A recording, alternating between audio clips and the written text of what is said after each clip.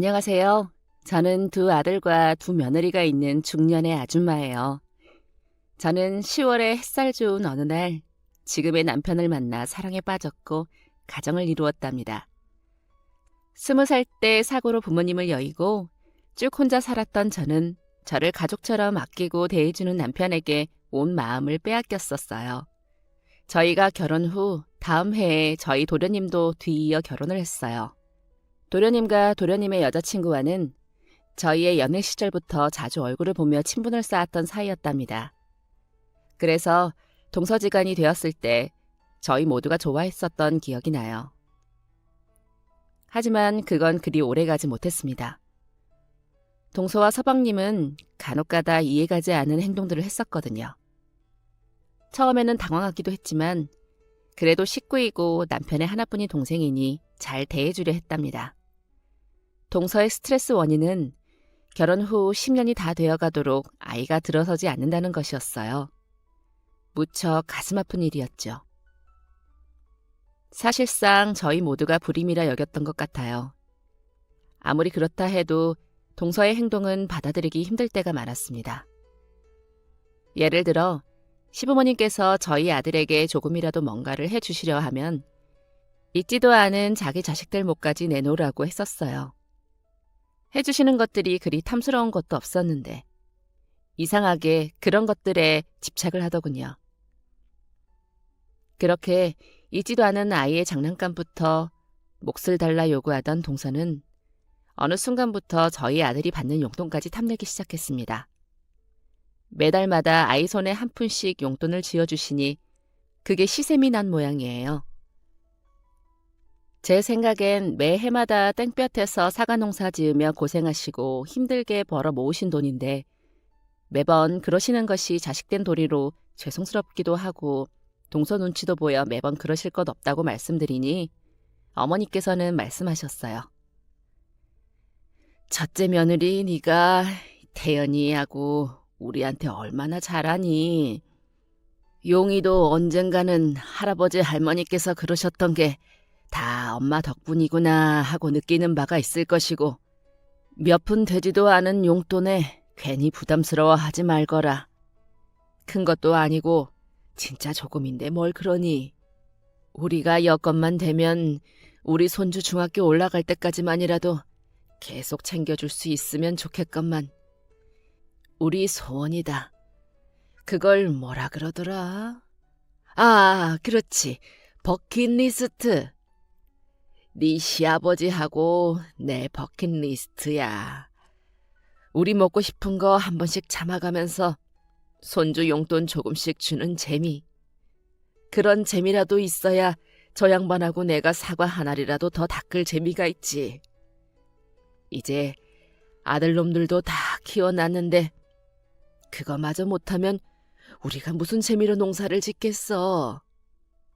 그것이 어머님 아버님의 재미이고 또 심지어는 소원이다 말씀하시는데 차마 더 말을 얹을 수가 없었습니다. 틀린 말도 아니고 제가 중간에서 아이 교육만 잘 시키면 되겠다는 생각도 들었어요. 감사할 줄 아는 아이로 키우는 것. 어렵지만 꼭 그렇게 키워야만 하는 것이 부모의 역할이었으니까요. 제가 아들에게 할머니 할아버지의 마음을 잘 전달하기만 한다면 훗날 아들이 할머니 할아버지의 마음을 알고 얻게 될 마음의 교훈이 있으리라 생각도 들었습니다. 늘 현명하시고 똑똑하신 분들이었기에 제가 감히 반박하기도 어려웠어요. 다 뜻이 있으시겠지 하는 생각. 남편도 제게 그렇게 말했습니다. 그리고 정말 그렇게 큰 돈도 아니었어요. 밖에서 식사 한 끼 덜 드시고 주시던 용돈. 그게 모여 결국 큰 돈이 되겠지만 남편은 그거마저 못하시게 하지는 말자고 말했습니다. 그렇게 해서 매달마다 시부모님께서는 저희 아들에게 용돈을 주셨고 그걸 알게 된 동서가 난리를 부리게 된 거예요. 저로서는 이해가 가지 않고 참 황당한 행동이 아닐 수 없었지요. 지용이만 매번 그렇게 챙겨주시니 서운해요 정말. 자식 없는 사람은 서러워서 시댁 못 오겠어요. 황당한 동서의 발언에 식구들 모두가 얼어붙었어요. 자연스레 제 시선이 서방님에게로 향했습니다. 그래도 좀 황당한 발언이니 옆에서 제지를 하지 않을까 하는 생각 때문이었죠. 그런데 어쩐 일인지 서방님이 동서에게 별다른 제지를 하지 않는 겁니다. 그 말에 동의를 한다는 뜻으로 보였어요. 남편이 옆에서 한숨을 쉬더군요. 어머님께서는 말씀하셨습니다. 어머, 아가, 그게 서운했니? 서운할 것도 많다. 할머니, 할아버지가 손주를 챙기는 것은 자연스러운 일인데 네가 그렇게 말하니 우리가 꼭 죄인 같구나. 그런 황당한 발언에도 어머님께서는 동서를 오히려 토닥이셨어요. 그 모습에 저도 다시 한번 생각해보게 되었죠. 아이를 가지려 노력을 해도 아이가 들어서질 않으니 동서의 마음이 편치 않아 투정을 부리는 것이 아닐까 하고요. 황당했던 마음이 안타까운 마음으로 변했지만 그래도 시부모님 앞에서 예의가 아니라는 생각은 사라지지 않았습니다. 그날 저녁 남편은 서방님을 따로 불러내어 한 소리를 했다고 했습니다. 그런데 집으로 돌아가면서 남편이 들려준 이야기는 다시 저를 황당하게 만들었어요. 태준이 그거 정말 웃긴 자식이야. 재수 씨가 자꾸 불공평하다고 차별받는다고 말하는데 듣다 보니 자기도 그렇게 생각이 든다네. 어떻게 그걸 차별이라고 불공평이라고 생각할 수가 있는지 원. 재수 씨는 글쎄 지난번에 장난감 하나 더 사주신 것까지 마음에 담아두고 있다나 봐. 태어나지도 않는 아이 장난감을 왜 그리 받겠다고 응석을 부리는지. 어머니 아버지 마음이 얼마나 불편하실까. 앞으로 그냥 태준이네하고는 따로 찾아뵈야 하나 싶어. 우리랑 따로 뵙게 되면 차라리 그런 소리 덜하지 않을까? 남편의 말을 들으면서 나였다면 어땠을까 하는 생각을 자꾸 하게 됐어요. 삐뚤어진 동서를 되도록 좋은 마음으로 이해하고 싶었기 때문입니다. 하지만 수십 번, 수백 번 나였다면 하고 생각해봐도 도저히 동서를 이해하기 어려웠어요. 동서는 조금 이기적인 사람이긴 했었습니다. 결혼하기 전에는 저희끼리 네 사람이서 마음이 잘 맞아 결혼하면 참 좋은 동서지간이 되겠다고 생각했었는데 결혼 후부터 이기적인 면모에 정이 점차 떨어지게 되었었거든요. 아무리 같이 있을 때 재미있었더라도 자꾸 이기적으로 군이 그리 얄미울 수가 없더군요. 다른 일도 많았지만 콕 집어 한 가지만 말해보라 한다면 제가 아이를 뱃속에 품고 있었던 그때를 말하고 싶어요. 5개월 정도 되어 배가 부른 게 제법 티가 나던 때였는데 어머님께서 전화를 걸어오셨지요. 저더러 먹고 싶은 거 없냐고 물으시기에 그 마음이 감사해서 얼굴이나 뵈러 가려고 일부러 어머님 댁 근처 식당에 파는 막국수가 먹고 싶다고 주말에 가겠다고 말씀을 드렸어요. 임신 초기에 입덧이 워낙 심했던 터라 시부모님께서는 늘 제가 잘 먹고 잘 지내는지를 가장 걱정하셨거든요. 주말에 뵙겠다는 말씀을 드리니 몹시 반가워하시는 어머님 목소리에 뱃속의 아이도 좋아하는 것만 같았지요. 제가 일찍부터 부모님을 여의고자라 그런지 어머님의 그런 목소리를 듣는 것이 힘든 임신기간 큰 힘이 됐었어요. 워낙 편하게 잘 대해주시니 고부 갈등 같은 것은 애초에 남의 이야기였습니다. 그렇게 막상 주말에 막국수를 먹으러 가려고 하니 국수라면 환장하는 동서 생각이 났어요.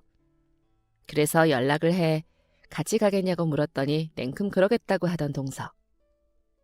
만나서 함께 시댁으로 가고 시부모님을 만나 막국수를 먹을 때까지는 좋았어요.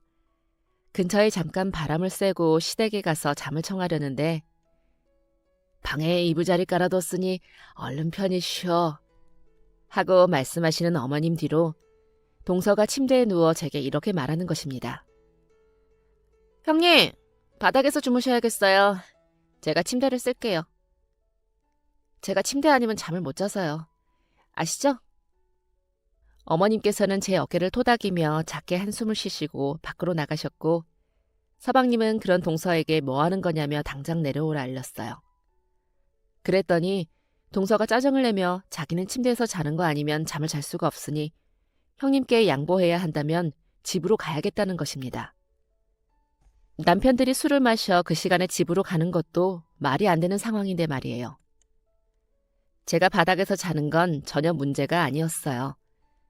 결혼 후 시댁에 침대를 놓아드리기 전까지는 모두가 바닥에 이부자리를 펼치고 잘만 잤었는데 이제와 침대가 아니면 잠을 못 잔다는 동서의 말이 황당했습니다. 그걸 서방님도 알고 있었기 때문에 얼른 내려오라 하시는 것 같았지만 그래도 애써 좋게 생각하려 했습니다. 다른 방법이 없기도 했고요. 시댁이 넓은 편이 아니라 부엌 달린 거실 하나에 방 하나. 시부모님께서는 저희를 생각해서 기꺼이 안방을 내어주신 셈인데 저 조금 서운하다고 분위기를 망치고 싶지 않으니까요. 애써 웃으며 저는 바닥에서 잘 잔다는 말이나 해버렸지요. 뒤늦게 씻고 들어온 남편이 바닥에 누운 저를 발견하고 화들짝 놀라 침대 위를 바라봤지만 이미 동서는 코를 골며 잠에 빠진 후였습니다. 딱딱한 바닥에서 불러나온 배를 달래며 잠자리에 드는 것이 편치는 않았지만 동서를 이해하려 애썼어요. 가족들 중 누구라도 편히 잠든다면 다행이라 생각하기도 했고요. 그렇게 다음 날이 밝고 왔던 대로 저희는 한 차에 몸을 싣고 다시 집으로 향했습니다. 그러던 중 길가에서 포도장수를 만나 차를 세우게 됐어요. 어머님께서 가는 길에 먹고 싶은 건 사 먹으라고 쥐어주신 돈으로 각자 집에 포도를 사갈 참이었지요. 입이 총 4개. 각자 집에 먹을 조금씩만 사가면 되겠다고 결론을 내렸는데 계산하는 것을 보고 있던 동서가 그러는 거예요. 돈이 남네요. 작은 거 한 박스만 더 사요. 그 말에 별 생각 없이 포도 한 박스를 더 사려는데 서방님이 동서에게 묻는 소리가 들려왔어요. 너무 많지 않겠냐는 말이었어요. 그때 동서가 말하더군요. 사서 우리 엄마 가져다 주려고. 어차피 돈도 남잖아. 옆에 서 있던 남편이 계산을 하다 말고 움찔하며 멈추는 것이 느껴졌습니다. 황당한 건 저도 마찬가지였지만 애써 남편을 다독이며 계산을 마무리하고 차에 올랐어요. 가는 길에 늘 가던 집에서 점심이나 한 끼 하고 가려던 저희였지만 남편은 차를 멈춰 세우지 않았습니다. 동서는 왜 차를 안 세우냐 물었지요. 운전대를 잡은 남편의 표정에서 화를 읽은 저는 기분 좋게 지내다 가는 길에 행여 안 좋은 말이라도 오고 갈까 걱정되어 대충 핑계를 댔습니다. 그게 저의 역할이라 생각했어요. 그렇게 사이 좋던 형제였는데 이런 사소한 일로 얼굴을 붉히는 것도 맞지 않다고 생각했고 정 풀어야 할 것이 있다면 서방님이 알아서 잘 말하겠거니 생각했던 것 같아요. 동서가 어리기도 했고 나이가 들면 그런 이기심도 조금씩 내려놓게 될 거라 생각했습니다. 집으로 돌아가니 평소와는 달리 온몸에 힘이 풀렸어요.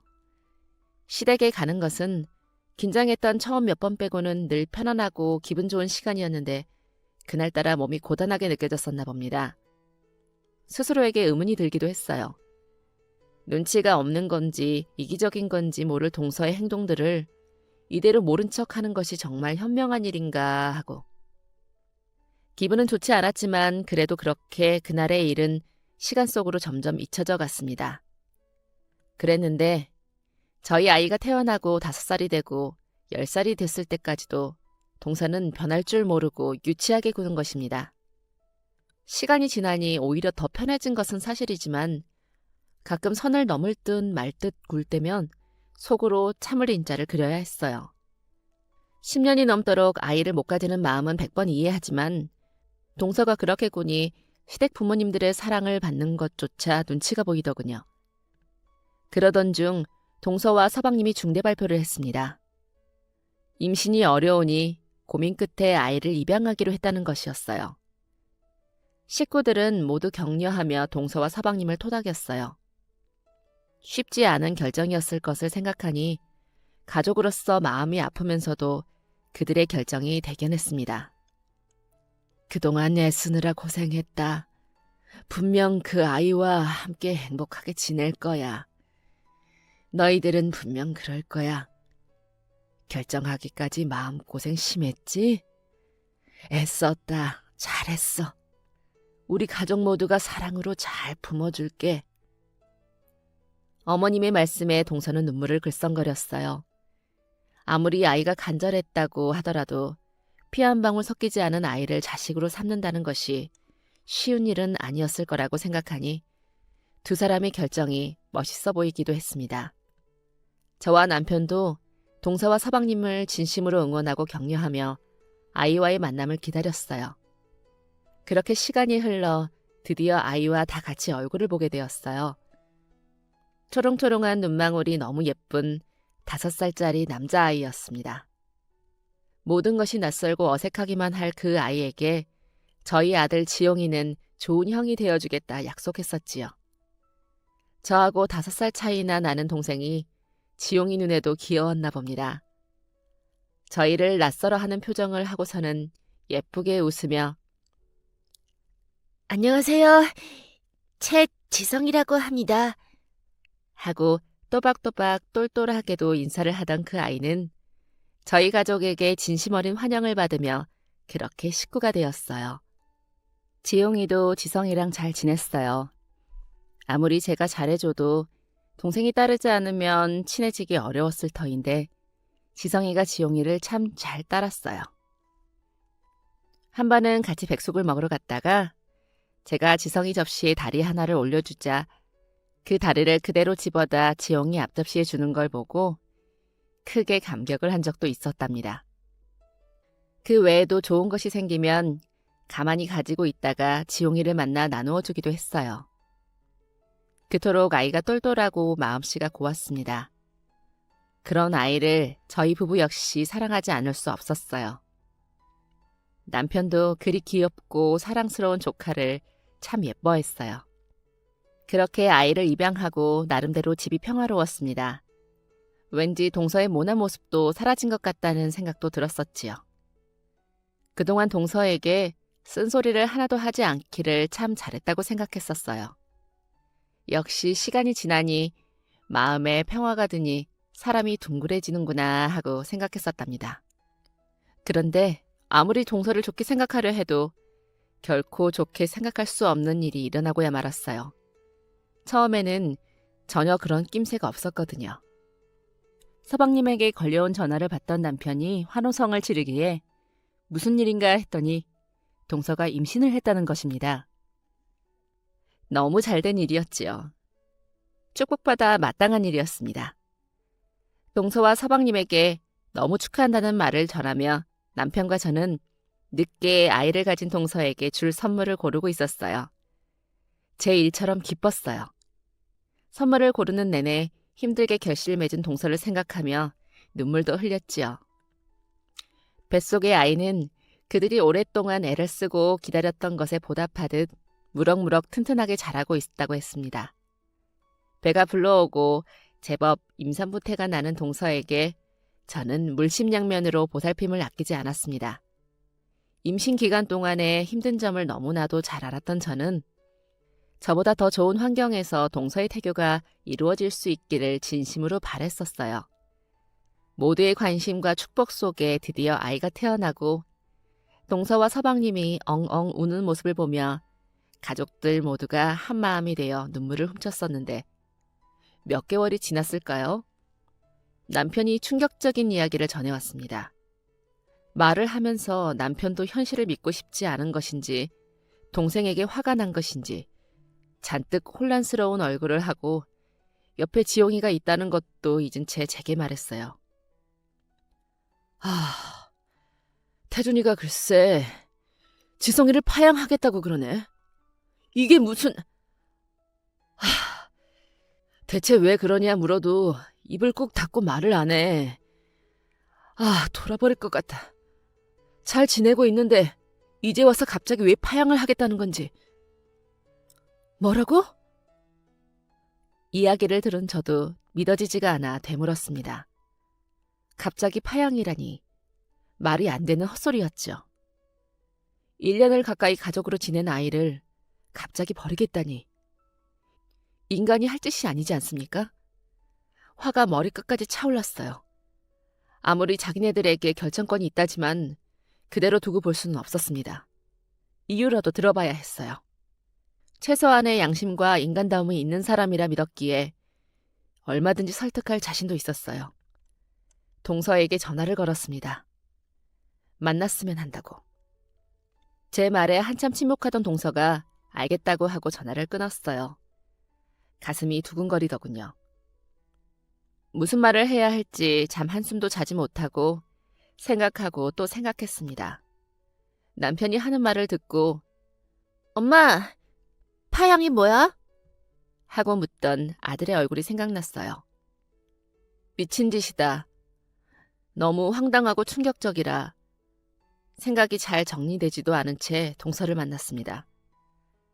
하실 말씀 있으면 둘이서만 보고 싶다던 동서의 말에 흔쾌히 혼자 약속 장소로 나갔어요. 한 번도 둘이서 따로 만나본 적은 없었는데 이렇게 둘만 가지는 시간이 하필이면 이런 이야기를 나누기 위함이라니 속이 상했습니다. 동서는 저와 마주 앉자마자 이렇게 말했어요. 뱃속에 아기가 생겼을 때부터 지성이한테 관심을 줄 수가 없었어요. 뱃속에 진짜 내 아이가 있는데 지성이를 볼 시간에 뱃속 아이에게 더 사랑을 주고 싶었어요. 그래도 뱃속에 아이가 태어나고 나면 동등하게까지는 아니더라도 지성이를 책임지려고 했었어요. 그런데요, 형님. 못하겠어요. 제 눈에 우리 애만 보여요. 그 애가 진짜 우리 아이잖아요. 지성이는 아니니까. 설득하려고 저 보자고 하신 거 알아요. 근데 저 생각 변하지 않을 거예요. 남편이랑 저는 이미 결정했어요. 우리 아이만 키우기로. 지성이는요, 다시 가더라도 좋은 부모 만날 수 있을 거예요. 애초에 우리 애가 될 아이가 아니었던 거예요.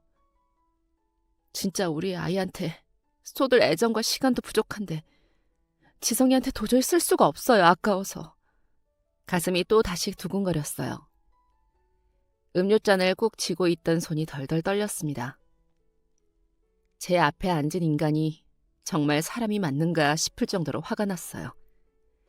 세상 어떤 어른이 이토록 책임감이 없을 수가 있단 말입니까? 동서에게 잘못된 생각이라고 말을 하기 전에 눈빛으로라도 뜻을 전하고 싶어 두 눈을 빤히 바라보았어요. 피할 줄 알았습니다. 그런데 제 눈을 피하지도 않고 당당한 표정으로 말을 덧붙이더군요. 그렇게 쳐다보신다고 달라질 거 없어요. 지성이 다시 보낼 거예요. 미치도록 뻔뻔한 인간. 더는 사람으로 존중해주고 싶지가 않았습니다. 하고 싶은 말이 너무나 많았지만 통하지 않을 인간이라고 생각하니 말을 하는 시간조차 아까웠어요. 진짜 아까운 것은 불쌍한 지성이에게 줄 사랑 같은 것이 아니라 동서와 말을 섞고 앉아있는 그때 그 시간이었습니다. 동서, 진짜 이기적인 인간이다. 저는 그 한마디를 하고 자리에서 일어섰습니다. 더 앉아 있다가는 눈물이 날 것 같아서였어요. 인간 같지도 않은 이기적인 동서 앞에서 우는 모습을 보이기도 싫었습니다. 지성이가 너무 불쌍했어요. 아이에게 무슨 죄가 있겠습니까? 안 그래도 마음에 상처가 있을 아이에게 두 번이나 상처를 주겠다니. 어쩜 그렇게도 뻔뻔하고 극악무도한지. 정말 슬픈 것은 그렇게 화가 나서 한마디를 날리고 집으로 돌아와도 현실이 달라지지 않는다는 것이었어요. 그렇게 답답하고 속상한 마음으로 거실에 멍하니 앉아 아무것도 못하고 있는데 학교를 마치고 돌아온 아들의 얼굴이 심상치가 않더군요. 퉁퉁 부은 눈, 축 처진 어깨, 심장이 쿵 하고 바닥에 떨어지는 기분이었습니다.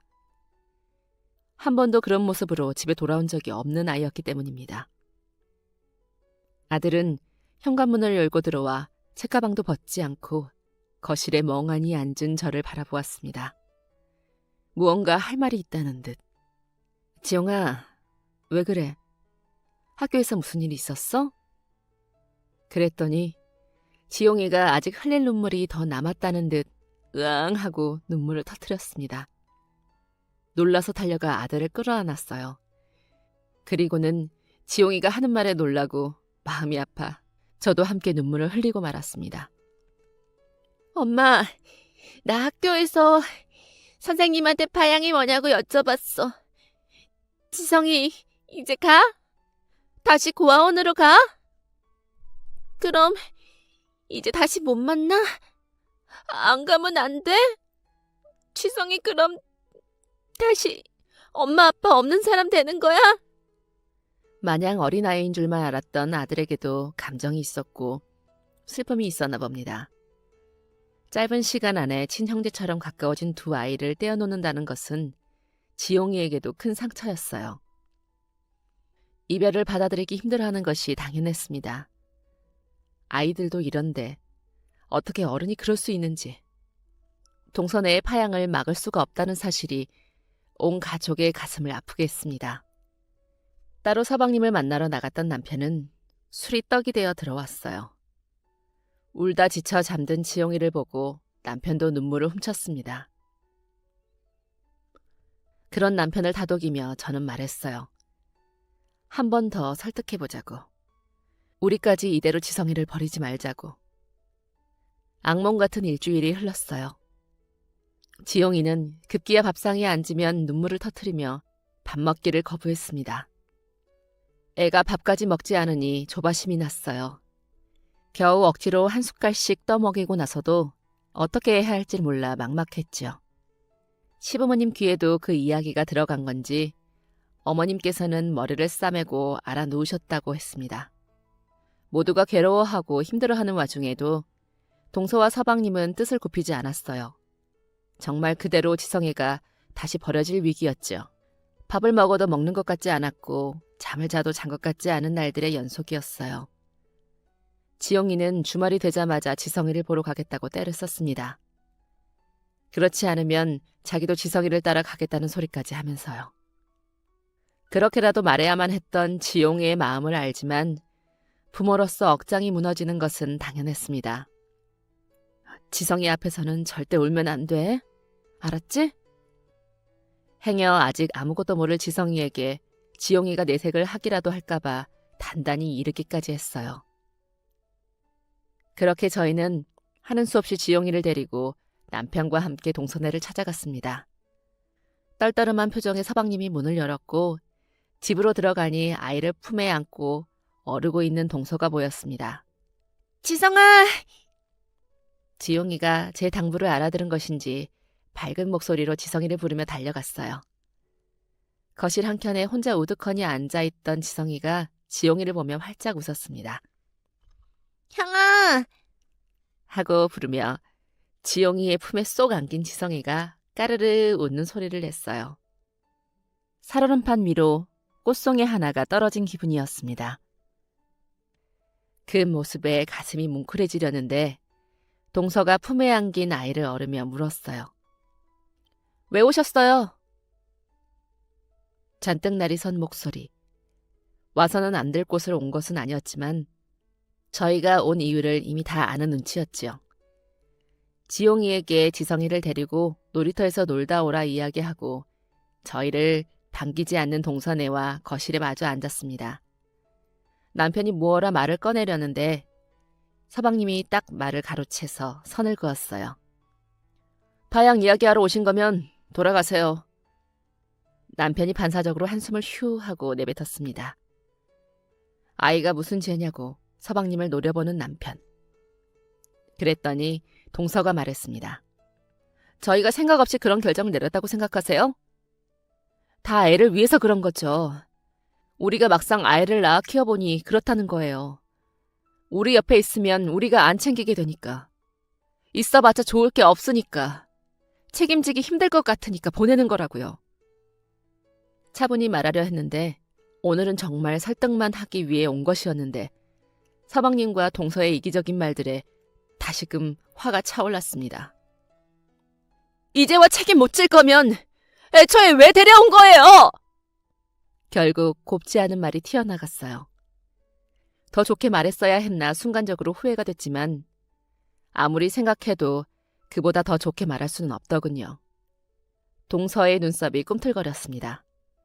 그때 품 안의 아이가 빽 하고 울음을 터뜨렸어요. 서방님은 남편을 자리에서 억지로 일으키듯 자세를 취하고 말했어요. 그만 돌아가라고. 결정권은 우리한테 있는 건데 왜 형이랑 형수가 와서 잘잘못을 따지느냐고. 쫓겨나듯 문 밖으로 나오게 된 남편과 저는 어처구니가 없었지요. 저는 엘리베이터에 몸을 실자마자 막막함에 눈물을 터뜨리고 말았습니다. 정말로 우리가 할 수 있는 게 없는 건가? 가슴이 아렸어요. 어른들의 욕심으로 아이가 같은 상처를 반복해서 받게 될 걸 생각하면 동생과 더 놀아야 한다고 울음이 섞인 투정을 부리는 아들을 차마 어쩌지 못하고 놀이터 벤치에 남편과 나란히 앉았어요. 뜨거운 태양 아래 땀을 삐질삐질 흘리면서도 뭐가 그리 좋은지 지용이와 지성이는 서로 부둥켜 안고 있었습니다. 여보, 우리가 지용이를 납득시킬 수 있을까? 그걸 보며 남편을 향해 뻔한 질문을 던졌어요. 남편이 고개를 가로저었지요. 그날 두 아이는 놀이터에서 해가 질 무렵까지 까르르 웃으며 즐거운 시간을 보냈답니다. 어른인 제 입장에 대입해보면 저희 아들이 보내고 있는 시간이 마냥 즐겁지만은 않을 것 같다는 생각이 드는데 그 어린 아이의 속마음이 어땠을지 안타까웠어요. 이제 집에 가자는 남편의 말에 쭈뼛쭈뼛 제 옷자락을 잡아당기는 지용이의 두 눈엔 어느새 구슬 같은 눈물이 그렁그렁 맺혀 있었어요. 그리고 저희 부부는 눈물을 머금고 애원하는 아들 녀석의 말에 그만 허공에서 쨍 하고 시선이 부딪히게 되었어요. 동생이랑 헤어지기 싫은데 그냥 우리가 같이 살면 안 돼? 엄마, 아빠 제발 부탁이야. 지용이 부탁이야. 어? 같이 살자. 우리가 같이 살자, 지성이랑. 누가 머리를 한 대 세게 내리치는 기분이었어요. 그래, 보육원으로 다시 돌려보내지 말고 우리가 데리고 살면 어떨까? 남편도 같은 생각인지 눈망울이 일순간 번쩍였습니다. 그게 가능하긴 한 건지, 그러려면 어떤 절차를 따라야 하는지 따위는 중요하지 않았어요. 그토록 이기적인 동서와 서방님도 가족 삼겠다고 쉽게 입양을 하는데 저희라고 못할 것은 없다고 생각했습니다. 피가 섞이지 않아도 남편과 저는 가족이 됐습니다. 피가 섞이지 않아도 어머님, 아버님과 저는 가족이 됐고요. 지성이도 마찬가지였어요. 피가 섞이지 않아도 가족이 될 수 있다가 아닌 이미 가족이 된 아이였으니 저희 마음의 문제는 더 간단했습니다. 남편은 그 후 지성이를 저희 가족으로 만드는 것을 알아보러 다녔어요. 지성이에겐 그 또한 상처가 될 수 있다는 것을 알고 있었지만 어떻게 해서든 다시 고아가 되는 것만큼은 막아주고 싶었습니다. 게다가 남편과 저는 그 아이를 끝까지 지키고 사랑해줄 자신이 있었어요. 정말 보기 싫었지만 그 다음 주말 저희는 그렇게 다시 동서와 서방님을 찾아갔습니다. 이번에는 그들이 어떻게 나오든 우리 할 말만 하고 나오자 남편과 미리 연습도 했어요. 여전히 껄끄러운 얼굴로 저희를 맞이하는 두 사람에게 남편이 먼저 입을 열었습니다. 지성이 파양 신청 언제 할 거니? 붙들고 말릴 줄 알았는지 남편의 입에서 파양 신청에 대한 이야기가 나오자 두 사람의 표정이 미묘하게 변하더군요. 신청하러 갔었는데 파양이 안 된대. 우리도 머리 아파 죽겠어. 아이 생겼다는 이유로 파양은 안 된다는 거야. 동선의 집에 찾아가기 전 사실 남편을 통해 그들의 파양이 어려울 것이라는 것쯤은 대략 전에 들은 상황이었습니다. 생각해보니 입양을 한다는 것이 얼마나 어려운 것인데 파양이 쉬울 리가 없었어요. 게다가 그 어떤 부득이한 사유가 있는 것도 아닌 단순히 아이를 가졌다는 이유만으로는 거의 불가능에 가까웠지요. 그래서 남편은 동선애에게로부터 지성이를 재입양하는 방법에 대해 알아보기까지 했습니다. 물론 복잡한 과정이 따르겠지만 다행히도 저희가 아이를 데려올 수 있는 방법은 존재했어요. 파양하지 못하는 동선애에 지성이를 그냥 지내게 둘 수도 있었겠지만 그 집에 있으면 개밥의 도토리가 될 것이 뻔한데 지켜만 보고 있을 수는 없겠더라고요. 남편이 미리 알아본 덕분에 서방님의 그 말에도 저희는 당황하지 않을 수 있었습니다. 생각해보니 무책임하고 비인간적인 너희 밑에서 지성이를 계속 지내게 해서는 안 될 것 같다며 너희가 파양이 어려우면 우리가 너희로부터 지성이를 이방하려 한다고 남편이 말하자 동서가 두 손으로 입을 가렸어요. 먼저 한 말은 들리지도 않고 저희가 입양하겠다는 말에만 포커스를 맞춘 건지 끝까지 짜증나는 말만 내어놓는 동서였습니다. 정말 입양하시게요? 그런데 형님네로 가면 지성이가 더 혼란스럽고 힘들지 않을까요? 엄마 아빠였던 사람이 한순간에 작은 아빠, 작은 엄마가 되어버리면 서로 불편할 것 같은데. 가만 두고 보려 했더니 정말 안 될 인간이더군요. 어쩜 이런 상황까지 오고 나서도 그토록 자기들 생각만. 어떻게 그렇게 사람이 이기적일 수가 있는지 화가 머리끝까지 치솟았어요. 그래도 그나마 다행인 건 그 자리에 가기 전 남편과 끝없이 상의해서 내린 결론이 있었기 때문이었습니다. 저는 더 곱게 할래야 곱게 할 수 없는 목소리로 동서에게 말했어요. 그런 건 걱정 안 해도 되겠어요. 앞으로 두 분이 지성이의 작은엄마 작은아빠로 불릴 일은 없을 테니 혼란스러울 것도 없죠. 더 얼굴 볼 일도 없는 사이인데. 그러니 그런 걱정일랑 넣어두시고 하루빨리 정리 부탁드려요. 저희는 지성이가 하루라도 더 마음 편히 웃었음 하거든요. 남편과 저는 지성이를 데려다 키우기로 결심하면서 동서네와 인연을 끊기로 결론을 내렸습니다. 제 입장에서야 그게 그렇게까지 힘든 결정은 아니었지만 남편 입장에서는 친동생을 더 이상 안 보고 살기로 마음먹은 것이 쉬운 일은 아니었을 거예요. 그럼에도 남편은 그 길을 택했고 저는 남편의 선택을 존중했습니다. 남편이 그렇게까지 생각할 정도라면 그럴 만한 일이라고 생각했거든요. 시부모님 걱정을 하는 제게 남편은 어머님 아버님이시라면 이해해 주실 거라고 말을 덧붙였어요. 그게 그렇게 안심이 되더라고요. 까짓것 동생의 빈자리 정도는 연하 아내인 제가 얼마든지 채워줄 수 있었습니다. 지성이가 불쌍하고 안쓰러운 것과는 별개로 동서와 서방님의 비인간적인 모습에 남편도 저만큼이나 정이 떨어져 버린 것이었어요. 더 얼굴 볼 일이 없다는 제 말을 제대로 알아듣지 못한 건지 동서가 인상을 찌푸리며 어색하게 웃어 보였습니다. 형님, 왜 갑자기 말을 높이고 그러세요? 문전박대할 때는 언제고 누구더러 형님이라는 건지 동서의 이중적인 얼굴에 치가 떨렸습니다. 빨리 이야기를 마무리 짓고 1초라도 빨리 그 자리를 뜨고 싶다는 생각뿐이었죠. 제 생각과 같았는지 남편이 말했어요. 재수씨, 그리고 태준아, 우리 이제 다시 볼 일 없다는 겁니다. 인연을 끊고 살자는 뜻이에요. 저희는 두 사람처럼 비인간적인 사람이랑 더 인연을 이어갈 정도로 마음이 넓지가 못하네요. 이 정도로 얘기했음 알아들으시죠? 무슨 말인지. 태준아, 지성이 데려오는 그 순간부터 너랑 나랑도 끝이다. 남편의 말에 서방님이 화들짝 놀라 자리에서 일어났어요. 그게 무슨 소리냐며 어떻게 애 하나 때문에 형제의 연을 끊을 수가 있냐며 소리치던 서방님. 그래도 나 형 친동생이잖아. 형도 내 형이고. 소리치는 서방님에게 남편은 난 너 같은 인간 말종은 동생으로 둔 적 없다. 라고 말하며 자리에서 일어섰습니다. 저도 남편을 따라 일어섰고 그렇게 저희의 선전포고는 순식간에 시부모님께 닿게 되었지요. 어머님 아버님께서는 불이 나게 기차를 타고 저희 집으로 올라오셨습니다. 대연아, 너 정말 네 동생 태준이 평생 안 보고 살아도 괜찮겠느냐? 아버님께서는 그리 물어오셨어요. 남편은 고개를 끄덕였습니다. 가만 지켜보시던 어머님께서는 지용이 머리를 쓰다듬으시며 지용이를 향해 우리 용이 지성이가 용이한테 세상 제일 소중한 동생이야? 하고 물으셨어요. 지영이도 남편을 따라 고개를 끄덕였습니다. 어머님 아버님께서는 한참 생각을 하시는 듯 먼 산만 바라보셨어요.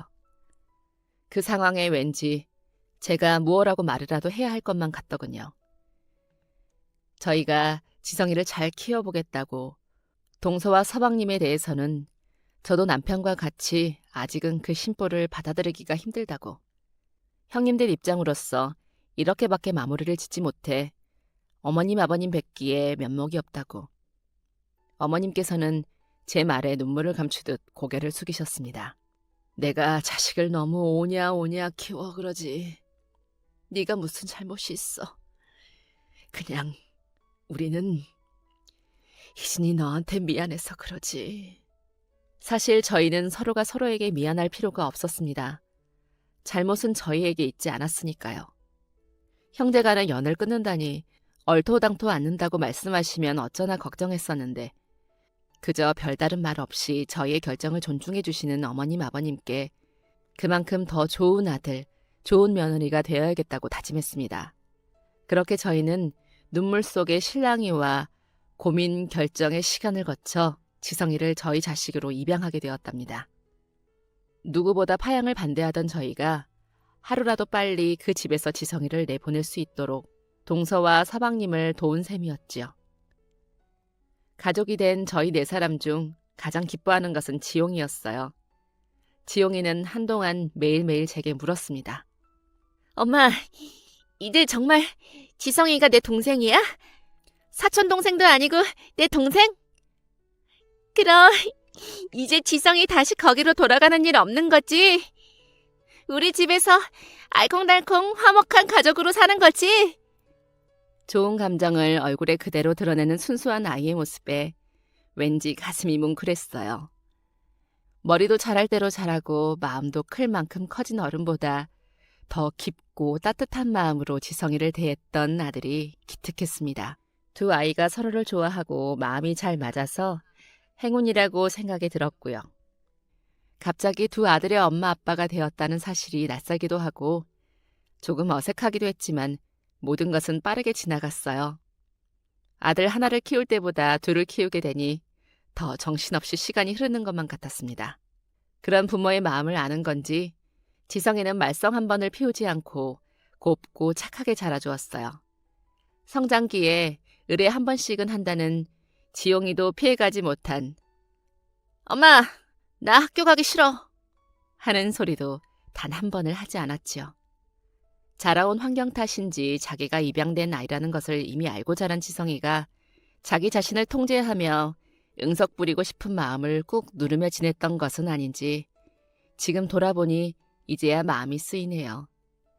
그때 조금 더 알아줬어야 했는데 5살 차이가 남에도 불구하고 둘도 없는 단짝처럼 해가 넘어가는 줄도 모르고 하루 종일 놀이터에서 함께 놀던 두 아들은 세월이 흘러 교복을 입을 즈음엔 나란히 방에 들어앉아 컴퓨터를 들여다보기를 좋아했어요. 그 두 녀석이 하는 것이 무엇이든 간에 여전히 둘이 함께라는 것이 저희 부부의 기쁨이고 행복이었답니다. 그래서 뭘 하든 그저 사이좋게 지내렴 하고 말만 했을 뿐인데 대학을 졸업하고 하나는 디자인 계열로 또 하나는 IT 계열로 각자 직장을 다니던 녀석들이 약속한 듯 함께 회사를 그만두더니 회사를 차리겠다고 선언을 해왔습니다. 함께 자라게 되면서 유난히도 고집 없이 응석 없이 자랐던 두 아들의 갑작스런 선언은 저희 부부를 당황하게 했었어요. 당연하게도 덜컥 걱정이 앞섰답니다. 괜히 좌절을 맛보게 될 것부터 생각이 들어서였어요. 하지만 두 아들은 뜻을 굽히지 않았어요. 오래 걸리더라도 꼭 성공하게 될 거라고 오히려 저희를 안심시키더군요. 아주 작은 확률로 실패의 맛을 보더라도 너무 크게 좌절하지는 않겠다는 지용이의 말에 마음이 놓였던 것 같습니다. 엄마 아빠의 걱정이 그동안 모은 돈을 몽땅 다 날릴까 봐, 애꿎은 시간 낭비만 하게 될까 봐 그런 걱정들이 아니라 좌절하고 괴로워할 일이 생길지도 몰라 하는 걱정이라는 걸 잘 알기 때문에 할 수 있는 말이었지요. 두 아들은 그렇게 인터넷과 핸드폰을 사용하는 어플을 개발하는 스타트업 회사를 만들었어요. 쉽지 않은 길에 몇 번의 작은 좌절들을 맛보던 두 녀석은 지성이가 저희 가족이 된 지 30년 되던 해 둘의 합작으로 만들어낸 투자로 대박을 이루게 되었습니다. 성공하면 결혼하겠다던 8년, 5년을 연애하던 여자친구들과 늦은 결혼식도 올렸지요. 두 아들이 찾아와 어머니, 아버지, 저희 효도하고 싶어 그런데 이사 어디로 하고 싶으세요? 집 한 채 해드릴게요. 라고 했을 때 남편과 저는 절로 웃음이 났지만 사양했습니다. 꼭 물질적인 것이 아니라 지금 이렇게 보란 듯이 행복하게 잘 사는 것이 우리에게 효도이다. 이번에도 남편과 제 생각은 같았어요. 안이 다 되도록 여전히 정정하신 어머님 아버님께서도 두 손자의 효도 공세에 누구보다 활짝 미소 지으셨습니다. 나이 먹을수록 어찌 더 웃을 일이 많아지는구나. 시부모님께서는 요즘 그 말씀을 참 많이 하십니다. 그리고 그토록 웃음이 마를 날이 없었던 저희 가족에게 얼마 전 한 가지 안타까운 소식이 전해졌어요. 얼마 전 어머님 아버님을 찾아 뵈었을 때였습니다. 동서와 서방님이 큰 돈을 날려 집을 팔고 길바닥에 나가 앉을 상황이라는 소식이었어요. 심지어 동서가 어머님께 형님은 어떻게 지내시냐고 여쭙기까지 했다고 하셨습니다.